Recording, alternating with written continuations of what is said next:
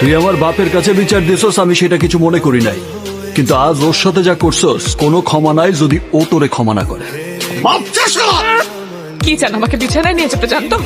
চলুন চলুন। এই তুমি কি বলতেছো, কি বলতেছো তুমি? আমি আমি তোমার বিছানায় নিয়ে যেতে চাই? তোমারও যদি বিছানায় নিতে চাইতাম তাহলে প্রথম যেদিন দেখছে সেদিনই নিতে পারতাম। আমি ভালোবাসি, কিন্তু আমি তো আপনাকে ভালোবাসি, আর আপনাকে ভালোবাসা যায় না। আমি কিন্তু একটা রাস্তার মেয়েও আপনাকে ভালোবাসতে পারবে না।